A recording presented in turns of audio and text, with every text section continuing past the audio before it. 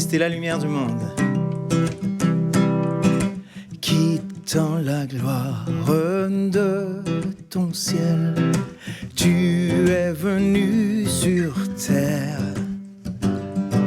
Fils aimé du Dieu éternel, tes bras tu as ouverts.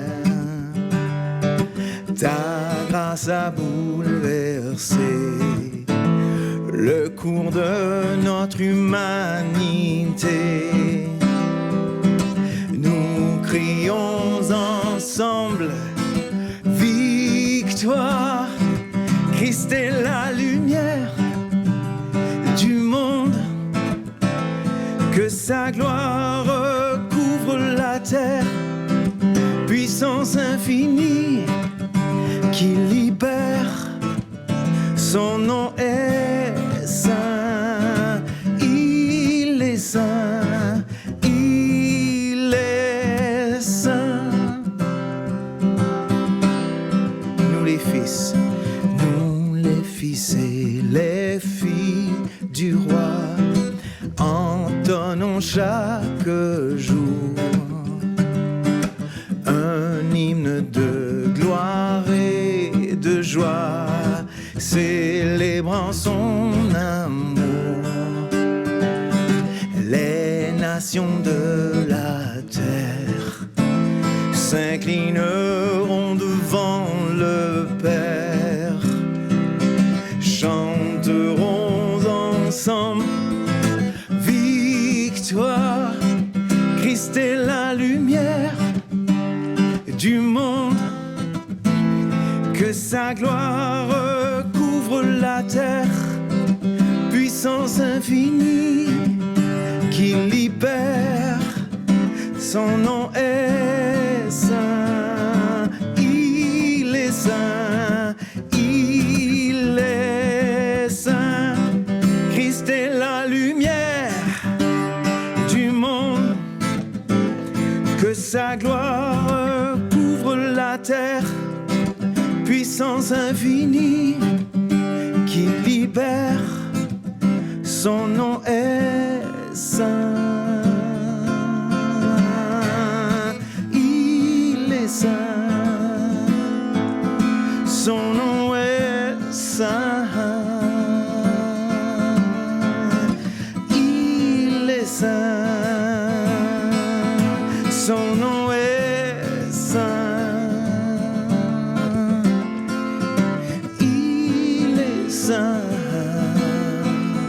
Son nom est saint, il est saint, il est saint. Christ est la lumière du monde, que sa gloire couvre la terre. Puissance infinie qui libère, son nom est saint, il est saint, Christ est saint, Christ est saint, Christ est saint.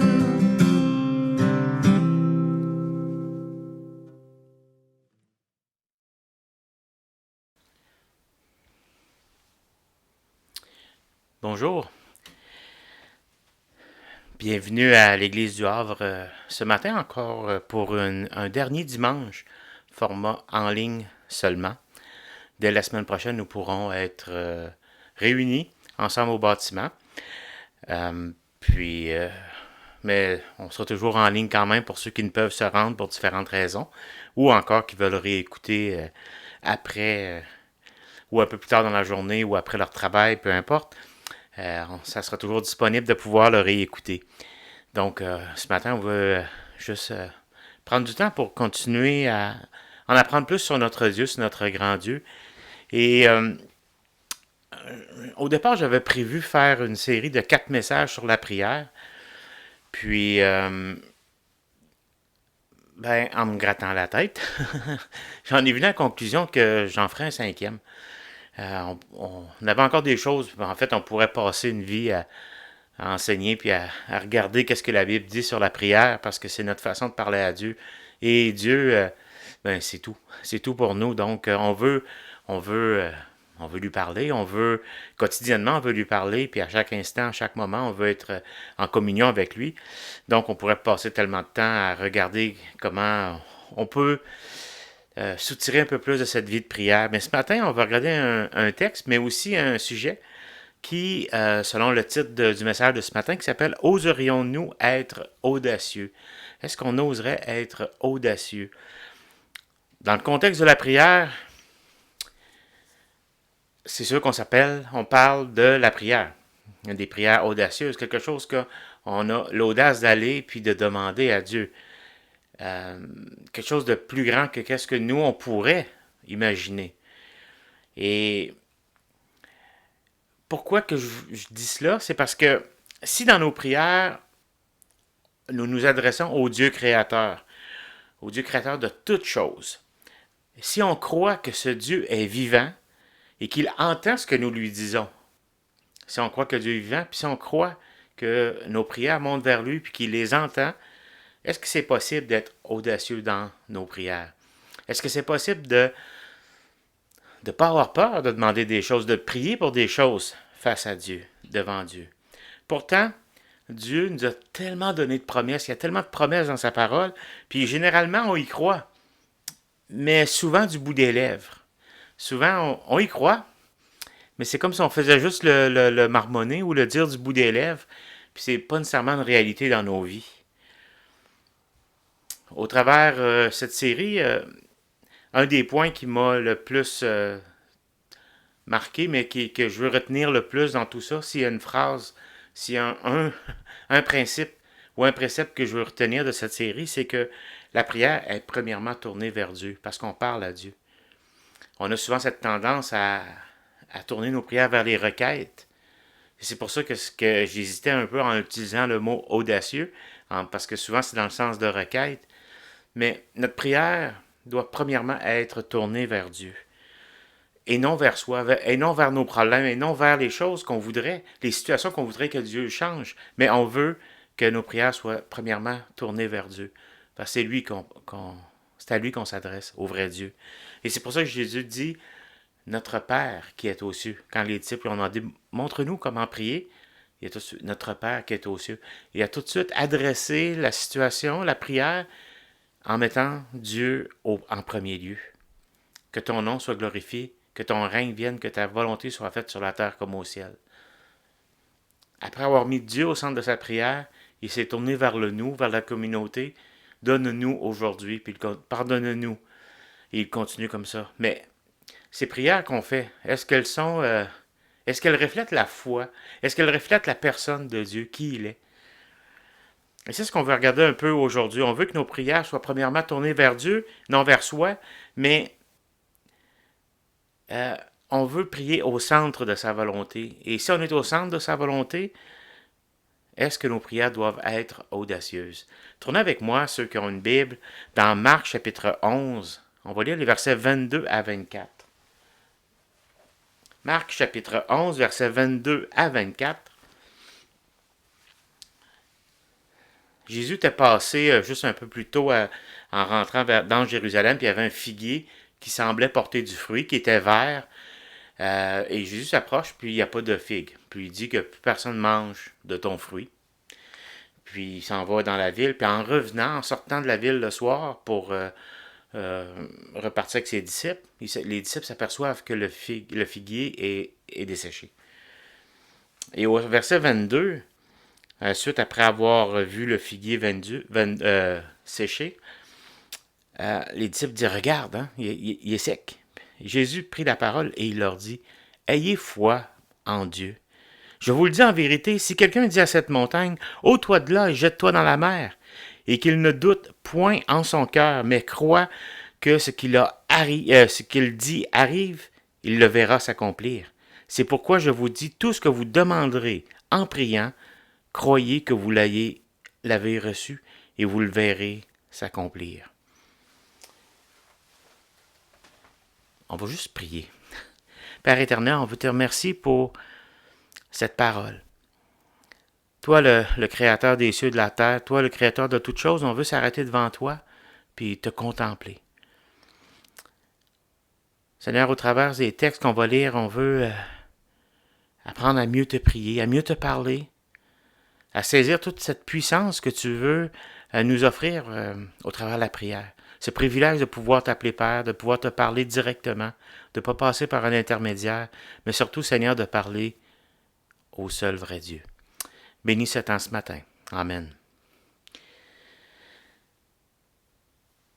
La première phrase qui nous vient dans ce texte-là, qui devrait nous sauter aux yeux, c'est on devrait avoir confiance en Dieu. On doit avoir confiance en Dieu. Pour être capable d'avoir confiance en ses promesses, il faut d'abord avoir confiance en Dieu. Il faut avoir confiance en celui qui accomplira, qui accomplit ou qui donne ses promesses.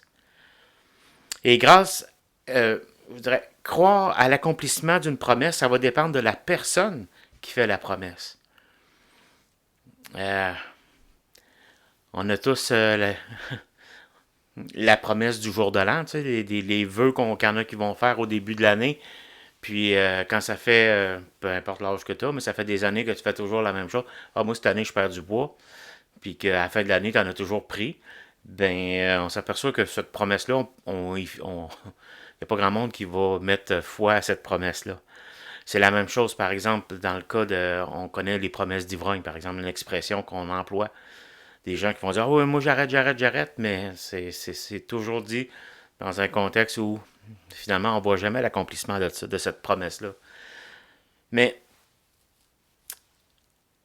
l'accomplissement d'une promesse, ça va dépendre de la personne qui fait la promesse. Notre confiance en Dieu va engendrer notre confiance en ses promesses.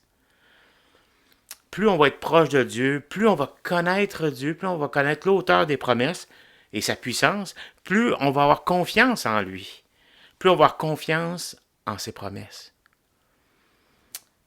La valeur d'une promesse dépend entièrement de celui qui la formule.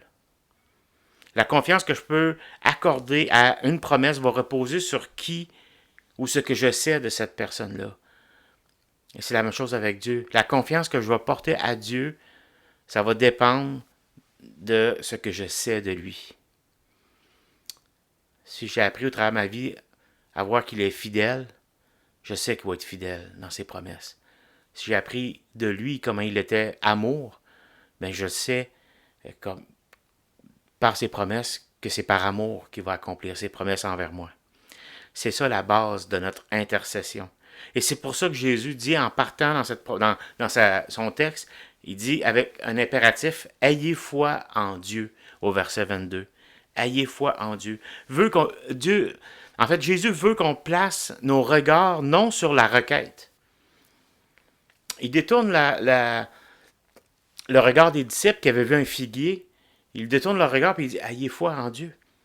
Il dit, le figuier, ce qui est arrivé, c'est pas important.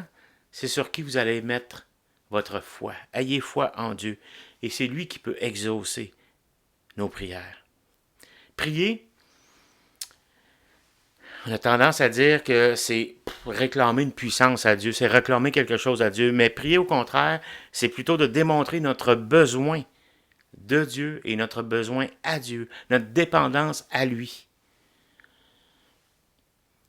On a l'impression que parfois, par la promesse, c'est comme si on voudrait, par la prière, c'est qu'on voudrait arracher quelque chose. Ah, Dieu, tu m'as promis ça, puis donne-moi là, tu me le dois. On te le réclame, cette chose-là. Alors que la prière, c'est de déclarer notre dépendance à Dieu, de déclarer notre besoin de lui. L'enfant de Dieu a besoin du Saint-Esprit pour être dirigé dans ses prières. Parce que souvent, c'est l'Esprit qui va nous dire, puis quoi faire, ou comment le dire aussi. Dieu nous dit que c'est par son Esprit qui va guider nos prières. Puis dans Romains 8, 26, ça dit « De même aussi, l'Esprit nous aide dans notre faiblesse, car nous ne savons pas ce qu'il convient de demander dans nos prières.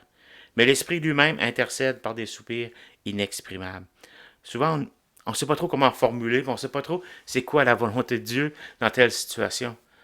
Mais si on met Dieu au centre, on dit « Seigneur, que ta volonté soit faite. Donne-moi aujourd'hui ce que j'ai besoin. Parce que tu sais ce que j'ai besoin. Puis il va l'accomplir. Notre cœur, disposé à la volonté de Dieu, va donner la conviction de la promesse accomplie. Si on est disposé à recevoir la volonté de Dieu, on sait que notre requête est entendue, puis que cette promesse va être accomplie. La même vérité est exprimée dans ce verset, dans Psaume 37, 4. Ça dit, fais de l'Éternel tes délices, et il te donnera ce que ton cœur désire. Mais ça sera quoi ce que ton cœur désire? C'est l'Éternel qui est tes délices. Ce ne sera pas le char de l'année. Mais ça va être ce que Dieu veut, ce que Dieu est. Puis ton désir, ça va être que le nom de Dieu puisse être honoré, glorifié. Et ça, Dieu va le faire. Tes prières vont être en accord avec sa volonté. Puis plus nos prières vont être en accord avec sa volonté, puis plus on va voir accomplir justement ses promesses dans nos prières, par nos prières. Avoir foi en Dieu, c'est une forme de reddition, c'est une forme d'abandon. Je me soumets entièrement au Dieu vivant. C'est ça la prière, c'est qu'on parle à Dieu. On dit à Dieu notre besoin de lui. Si on n'avait pas besoin de Dieu, on n'aurait pas besoin de la prière.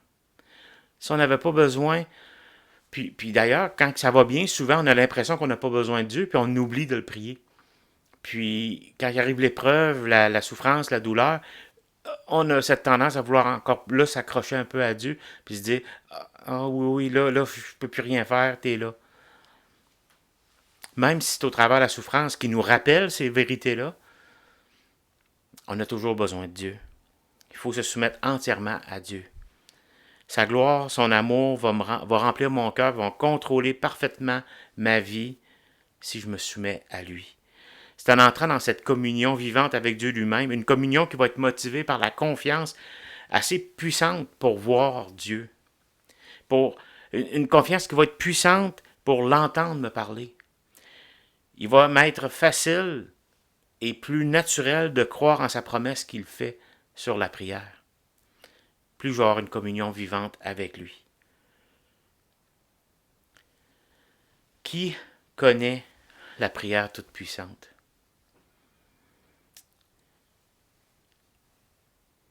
La prière toute puissante, ce n'est pas une prière de mots. Je dirais que malheureusement, il y a peu de croyants, peu de chrétiens qui vivent cette communion intime qui va conduire à une confiance absolue en les promesses de Dieu. On ne connaît pas tout de Dieu, puis en plus, ce qu'on connaît, on le connaît souvent imparfaitement. C'est distorsionné par différents événements de nos vies, puis on manque justement de vivre toute cette confiance absolue dans ses promesses.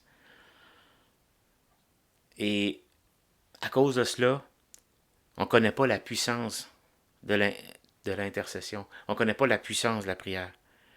Et c'est ce que Jésus dit en partant. Il dit, il veut nous détourner notre foi. Il veut détourner notre foi, oui, ça se dit drôle, là, mais il veut détourner notre foi ou nos pensées davantage vers Dieu que sur la promesse comme telle. Nous, on s'attend de grandes choses. On focus sur la réalisation de celle-ci. Alors qu'on devrait s'attendre à Dieu et il va réaliser la réponse dont nous avons besoin. On a trop tendance à s'appuyer sur la grande chose que Dieu promet, puis on oublie Dieu. Les disciples, quand ils ont vu le figuier sec, ils ont tout de suite compris « Ah, Dieu a fait des grandes choses, Dieu est puissant. » Mais Jésus les a ramenés à quoi? Ayez foi en Dieu. Puis il donne une chose exagérée. Là. Il va dire, si vous voyez cette montagne, si vous dites à cette montagne de s'en aller, elle va s'en aller. Personnellement, puis même dans l'histoire de l'Église, il n'y a pas grand personnage qui ont fait bouger une montagne, là, qui l'ont fait changer de place. Ce que Jésus voulait dire ici, c'est que si on avait moindrement un peu confiance en Dieu, si on connaissait moindrement toute la puissance dont il est capable, même ça serait faisable. Même ça serait, Dieu pourrait le faire pour nous. Mais on focus tellement davantage sur ces grandes choses-là et non sur Dieu qu'on ne voit pas toute la puissance de la prière. C'est son amour, sa puissance, puis sa présence vivante qui vont éveiller en nous la foi agissante. Plus on va, plus notre foi va grandir en Dieu, plus il va être facile de croire en ses promesses. C'est un peu comme un muscle, le muscle d'un bras, peu importe le muscle. Plus on va s'en servir, plus il va être fort. Mais c'est pas différent avec la foi. Plus on va mettre notre foi en Dieu, plus notre foi va être grande. Plus notre foi va être puissante devant Dieu. Plus notre foi va être grande, plus elle va grandir. C'est comme un muscle, ça prend juste un accident ou qui se déchire pour perdre sa puissance. Mais souvent, c'est la même chose avec la foi. Il nous arrive quelque chose, puis on devient tout découragé, puis on oublie comment Dieu est puissant, puis on doit rééduquer ce muscle de la foi. On a un bel exemple dans Hébreux chapitre 11. En fait, c'est Abraham, ce qui est appelé le père de la foi. Et dans Hébreux chapitre 11, ceux qui veulent tourner, Hébreux 11, verset 8, on a cet exemple d'Abraham. On va lire jusqu'à 19. C'est toute l'histoire d'Abraham, là, résumée au travers de sa foi.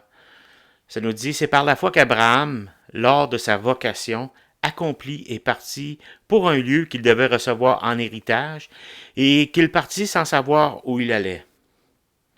C'est par la foi qu'il vient s'établir dans la terre promise comme dans une terre étrangère, habitant sous des tentes, ainsi qu'Isaac et Jacob, les co-héritiers de la même promesse. Si on relit ce texte-là, il était dans la terre promise, puis ont été au moins 3 générations à encore habiter dans des tentes, à pas s'installer. Pourtant, il était héritier de la promesse. Pourtant, il était en droit de dire, ben Dieu nous l'a donné, c'est à nous, on va bâtir, on va se faire des murailles, on va s'installer. Non. Verset 16, car il attendait la cité qui a de solides fondements, celle dont Dieu est l'architecte et le constructeur. C'est par la foi que Sarah, elle-même, malgré son âge avancé, fut rendue capable d'avoir une postérité parce qu'elle crut à la fidélité de celui qui en avait fait la promesse. C'est pourquoi d'un seul homme déjà usé de corps naquit une postérité nombreuse comme les étoiles du ciel, comme le sable qui est sur le bord de la mer et qu'on ne peut compter. 11 et 12 nous rappellent ici l'histoire justement d'Abraham avec Sarah, puis il ne pouvait pas avoir d'enfant. Il était âgé, pourtant il y avait une promesse d'une descendance nombreuse. Puis le texte ici nous dit un peu le résumé de la fin de l'histoire. Il ne nous dit pas les doutes qu'ils ont eu au travers de tout ça, puis comment leur foi a été testée, comment leur foi a été amenée à grandir, puis comment même ils ont douté parfois. Même que Sarah a dit, ben c'est pas de moi que ça va venir, je vais prendre ma servante, puis le fils qui va naître de ma servante va être celui que je donne à Abraham. Ils se sont fiés un peu sur les règles de descendance qu'ils pouvaient avoir dans les contrées autour d'eux, les pays autour d'eux. On dit, ben si c'est pas ton propre fils, ben ça va être le fils de... En tout cas, peu importe comment ils pouvaient s'échanger à l'époque, ces choses-là. Mais ils ont même manqué un peu de foi, puis Dieu a dit, non, c'est pas lui. Tu vas te naître un fils. Quand je vais revenir dans 1 an, Sarah, tu vas avoir un fils. Et finalement, ils ont mis foi à cela. Au verset 13, il dit, c'est par la foi qu'ils sont tous morts. C'est dans la foi qu'ils sont tous morts, sans avoir obtenu les choses promises. Mais ils les ont vus et salués de loin, reconnaissant qu'ils étaient étrangers et voyageurs sur la terre. Ceux qui parlent ainsi montrent qu'ils cherchent une patrie. On parle d'être audacieux dans nos prières, d'avoir l'accomplissement, puis les grandes choses, ça appartient à Dieu. Nous, on doit mettre foi en lui. Puis eux, ils sont morts dans la foi sans même voir les choses promises. Verset 15. S'il avait eu en vue celle d'où il était sorti, il aurait eu le temps d'y retourner. Mais maintenant, ils en désirent une meilleure, c'est-à-dire une céleste. C'est pourquoi Dieu n'a pas honte d'être appelé leur Dieu, car il leur a préparé une cité. C'est par la foi qu'Abraham offrit Isaac, lorsqu'il fut mis à l'épreuve et qu'il offrit son fils unique, lui qui avait reçu des promesses, et à qui il avait été dit, en Isaac, tu auras une postérité appelée de ton nom. Il était prêt à sacrifier son fils parce que pourquoi? Regardez au verset 19. Il pensait que Dieu est puissant même pour ressusciter les morts. Aussi, il retrouva son fils qui est une préfiguration.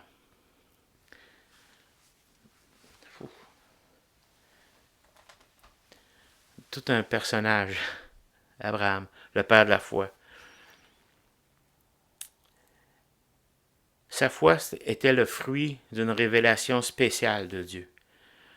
Si on retournerait dans Genèse pour regarder le texte, dans Genèse 15, versets 1, 5 et 6, je vous le résume un peu, ça dit, « Et la parole de l'Éternel fut adressée à Abraham dans une vision. Et il dit, Abraham, ne crains point, je suis ton bouclier. » Il continue, il explique. Ensuite, il dit, après l'avoir conduit dehors, il dit, puis regarde les étoiles, puis tout ça. Mais la fin du verset 6 dit, Abraham eut confiance en l'Éternel, ou a mis sa foi en Dieu, en l'Éternel. C'était la révélation de Dieu. Et Dieu appuyait lui-même sa promesse d'une puissante vivifiante, d'une puissance vivifiante dans le cœur d'Abraham, puis même dans ce qu'Abraham a fait par la foi par la suite. C'est pour ça qu'Abraham est appelé le père de la foi. Le Romains chapitre 4, versets 13 à 22, Romains 4, 13 à 22, ça nous en fait la démonstration, justement, de la foi qu'Abraham a eue. Il a cru aux promesses de Dieu parce qu'il avait auparavant eu une révélation de Dieu. Il avait connu ce Dieu-là. Il connaissait ce Dieu-là. Même, il a été appelé l'ami de Dieu, Abraham, que Dieu venait, puis il jasait avec Abraham. Abraham n'a pas eu d'autre choix que de croire aux promesses de Dieu parce qu'il connaissait Dieu. Dieu lui est apparu, Dieu lui avait parlé. La promesse de Dieu doit être pour nous tout ce que Dieu est. Tout ce qu'il représente pour nous, c'est pour ça qu'on peut croire en ses promesses. C'est pour ça qu'on peut être audacieux dans nos prières. Non pas parce que on a des grandes choses à demander, mais on a un grand Dieu en qui on a foi.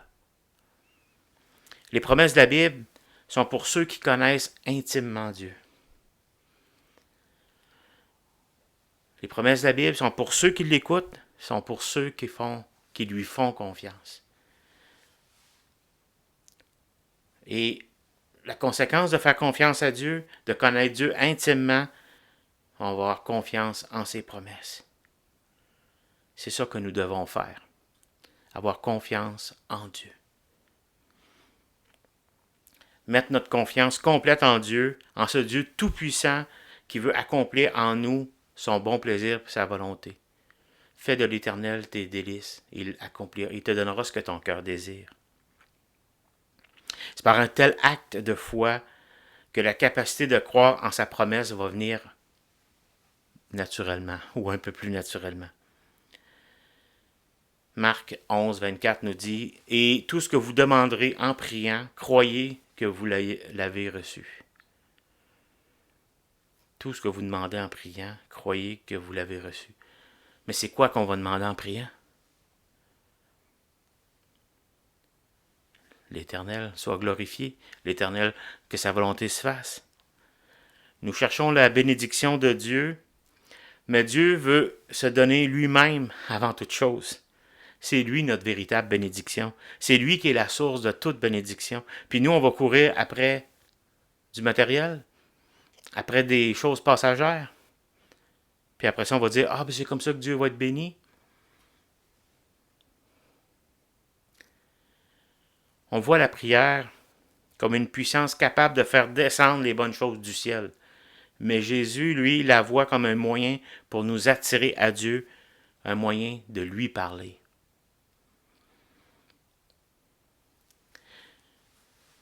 Que nos échecs, que nos faiblesses nous pressent à exercer une foi plus grande auprès du Dieu vivant. Il faut se soumettre à lui entièrement. Un cœur rempli par Dieu va être disposé à recevoir toute cette puissance nécessaire dans une prière agissante.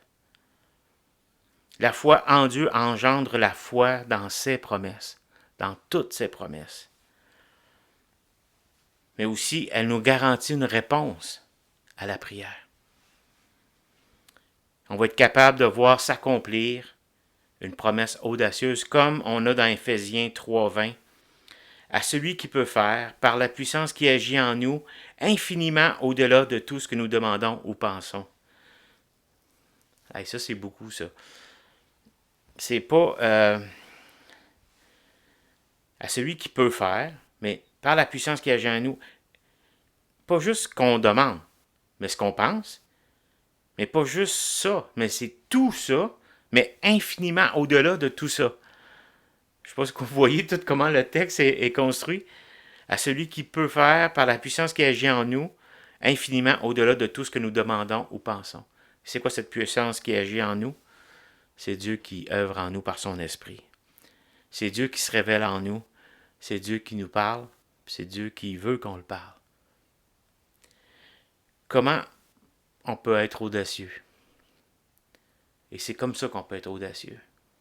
En laissant Dieu, en cherchant la présence de ce Dieu qui veut se révéler à nous. Ce Dieu qui veut qu'on soit dépendant de lui, puis qu'on dépende de lui. Prions. Seigneur Dieu, merci pour tant de puissance, tant de force, tant de sagesse. Merci de la façon dont tu te révèles à nous. Seigneur, au travers de ces révélations, ce qu'on connaît de toi nous amène à faire grandir notre foi en toi. Et Seigneur Dieu, en priant ta volonté, on demande tellement des choses audacieuses. Seigneur, qu'on puisse être totalement dépendant de ta volonté. Qu'on puisse te laisser agir dans nos vies pour que ton nom puisse être glorifié au siècle des siècles. Amen. Amen. La semaine prochaine, vous êtes invités à vous rendre justement au bâtiment. Je vous dirais, pour ceux les gens de l'Église qui viennent, regardez dans vos courriels au cours des prochaines heures. En fait, c'est déjà envoyé depuis ce matin, mais il y a des surprises à aller lire, des choses à aller lire, aller voir ces choses, puis comprendre des derniers détails pour le retour dans les lieux de culte des bâtiments. Et vous allez voir aussi notre position pour ces choses-là.